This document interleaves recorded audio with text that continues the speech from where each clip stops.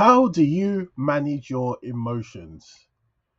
Do you sometimes feel overwhelmed? Does your emotions get the better of you sometimes? Do you make unnecessary outbursts? In today's episode, we will discuss this and more.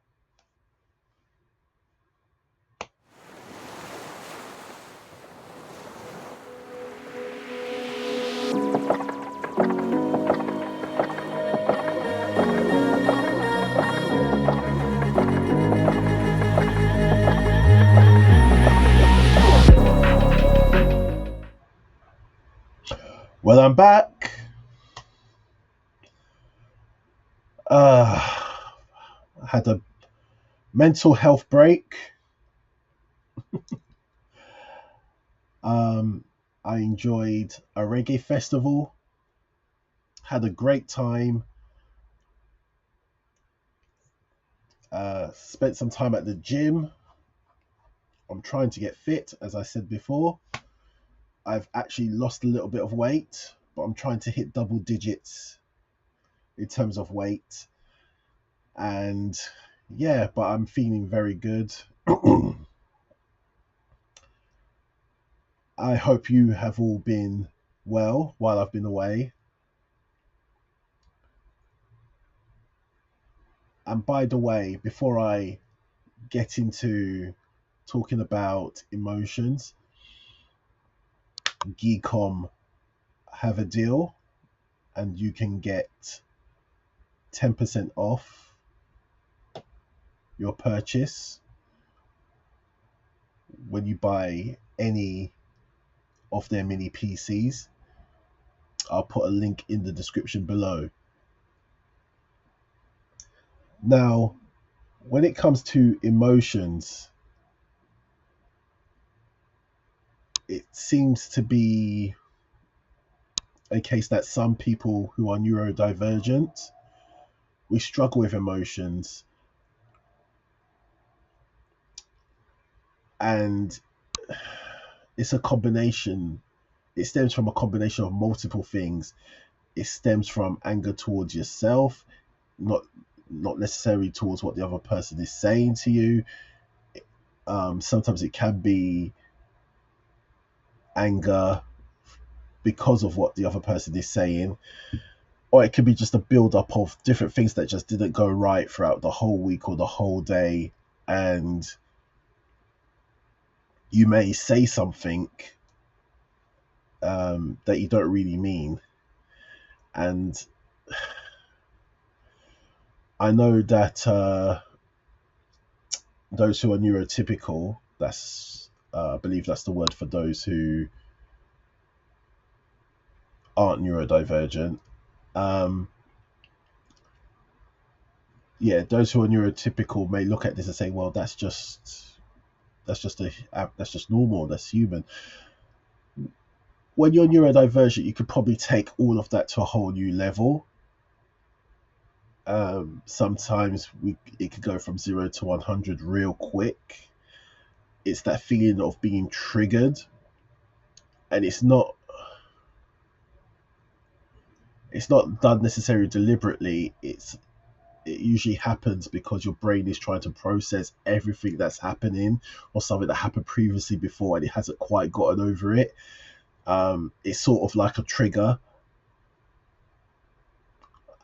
but I'm not talking like a typical emotional trigger where someone said something horrible on the internet and you just get upset about it. It's more of a build up of all these little things, and then it just goes boom. So what do you do in a situation like that? The truth is, there's different techniques for everyone. One that I like to use is breathing techniques. You breathe in for 4, you breathe out for 4.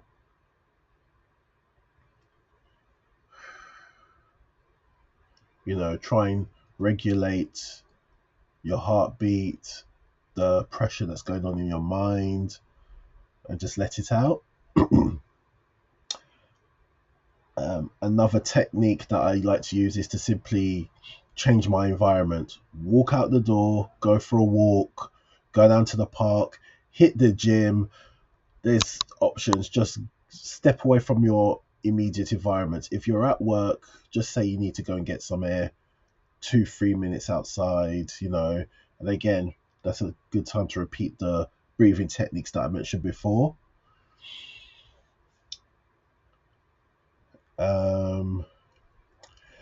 If it's happening in the middle of a conversation and you feel like you're under pressure to answer a question, I know that's a common one. Let the other person know, give you a second, give you a moment just to respond. You're just trying to regulate your thoughts, and then you'll give an answer. Or if you're in a meeting, just say, could you come back to me? I just need a moment to regulate everything that's been going on. Then ask me the question again, and I'll get back to you.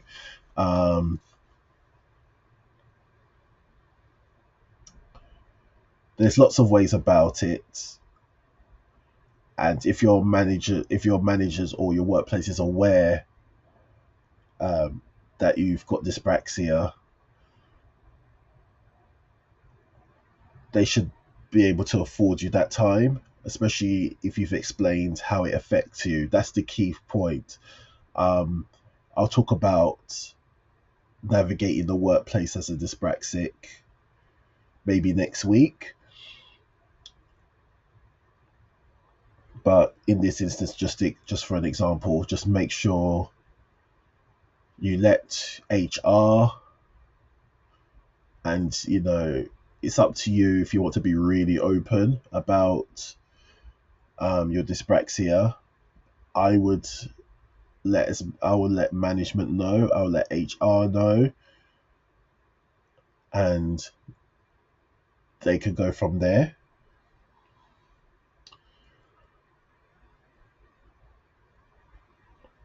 But managing your emotions, it can catch you off guard, especially kids. Kids who have dyspraxia, they'll just blurt something out, and that may come across shocking. But when you're an adult, you're kind of more self-aware of how your emotions affect you, and you may occasionally be aware of, you want to say something, but I don't want to say it because it's going to come across really bad. The important thing is you need to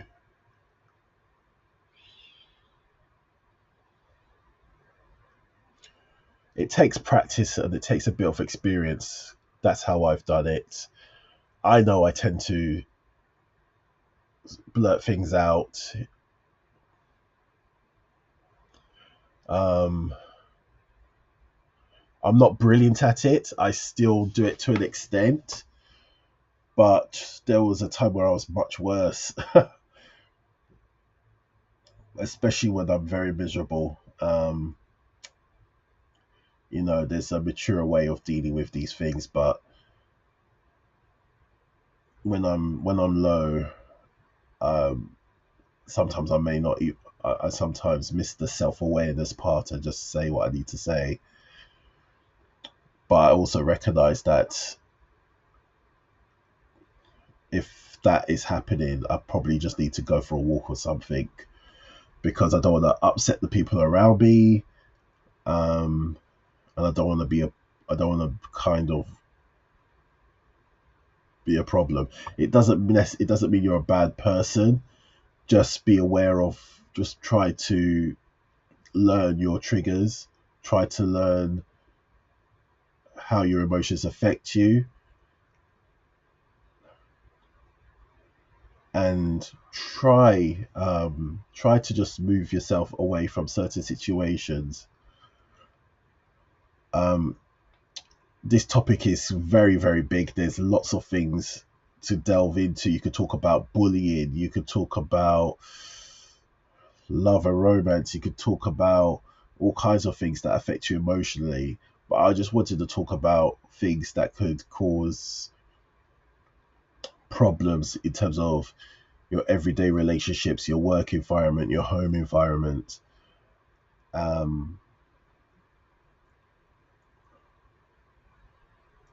And you could try things like mindfulness, meditation. All those things work.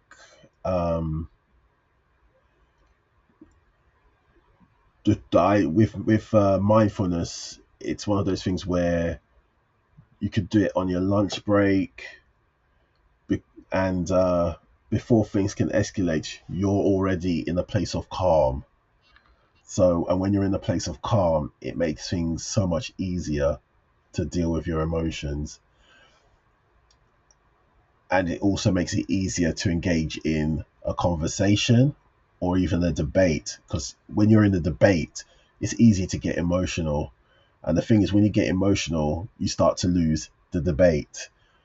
So if you have a political view, I'm not going into that, but if you have a political view and you want to express that political view, you have to be able to speak about it calmly, precisely, and not get too emotional. When obviously you are likely to get a rebuke, that's fine. Just listen intently to the rebuke, and then make a response.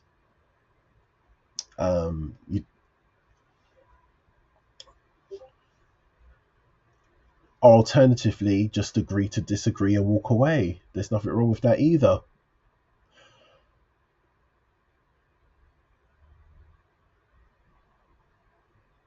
So I've spoken quite a lot about emotions, and I'm just speaking from personal experience as well. I've had quite an emotional day today. Actually, the last week or so has been quite emotional for me. There's something going on in my private life which I'm not going to divulge, but it's been quite upsetting. And I'm actually at the point in my life where I'm looking at where I'm at my age. Where do I want to go from here? What do I want to do? So there's a lot going on, and it can cause emotions. But again, I have ways to deal with my emotions when need be. So try out the techniques I've mentioned, and let me know in the comments if they work for you. I know there's different items you can get. I heard there's little anxiety pipes that you can just blow through, like similar to how vapes work, but it's not a vape. It's just blowing and puffing air, and it's supposed to help with anxiety and keep you calm. There's lots of different things out there, but yes, try out the techniques. Let me know if it works for you, and let me know if you have any ideas of how you can manage your emotions as well. Okay, and I've already covered anxiety in a separate video, so please give that a watch. And don't forget to like and subscribe if you're new to this channel. And thank you, as always, for watching. I will see you in the next video. Take care. Goodbye.